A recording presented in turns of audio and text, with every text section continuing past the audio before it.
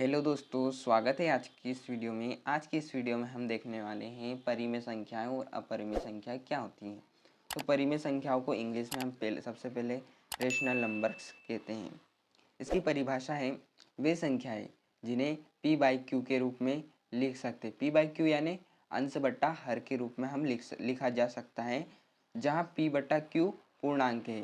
पूर्णांक क्या होता है? जिसमें जीरो भी सम्मिलित हो, धनात्मक प्राकृत संख्या और ऋणात्मक संख्या भी सम्मिलित हो, उसे हम पूर्णांक कहते हैं।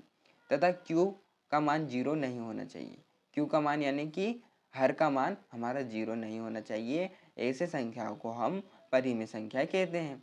ठीक है, परिमेय संख्याओं को r से प्रदर्शित करते हैं। ठीक है, ये भी बात समझ में आ गई। परिमेय संख्याएं r बराबर p बाई क्यू और p और q पूर्णांक होता है, और जहाँ q बराबर जीरो नहीं होना चाहिए।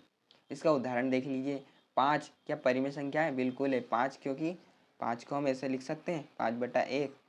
और जिस संख्या का कोई बटा नहीं होता उसका सबका मालिक क्या होता है? 1 होता है। तो इसका बटा हमने 1 मान लिया। यहाँ पर 3/2 भी हमारी परिमेय संख्या है। 1.53 भी हमारी परिमेय संख्या है, क्योंकि अगर दशमलव हटाएंगे तो 2 जीरो नीचे लग ही जाएगी ना, तो ये हमारी परिमेय संख्या बन जाएगी। फिर 22/7 भी तो हमारी परिमेय संख्या है। इसके बाद जीरो को देखेंगे, जीरो भी परिमेय संख्या है, क्योंकि इसका बटा हम 1 लिख सकते हैं कि नहीं? तो 0/1 हो जाएगा। फिर माइनस का 2/5, ये तो है ही सही परिमेय संख्या। तो आपको परिमेय संख्याएं समझ में आ गई होंगी। तो नोट शर्त देख लीजिए इसकी। सभी पूर्णांक संख्याएं, चाहे वो प्लस की यानी धनात्मक पूर्णांक हो, या ऋणात्मक यानी माइनस का 1, 2, 3 हो, तो या शून्य हो, शून्य भी परिमेय संख्या, क्योंकि जिसका बटा हम 1, 2 या 3 लिख सकते हैं वो हमारी परिमेय संख्या आ जाती है। जिसका बटा कुछ भी होगा वो परिमेय संख्या हो जाएगी।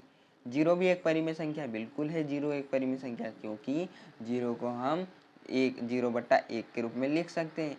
और हम जानते हैं कि किसी संख्या का बटा अगर किसी संख्या का हर कुछ ना हो तो उसका हर एक जरूर होता है। ठीक है, अब हम चलते हैं अगले अपरिमेय संख्या की ओर।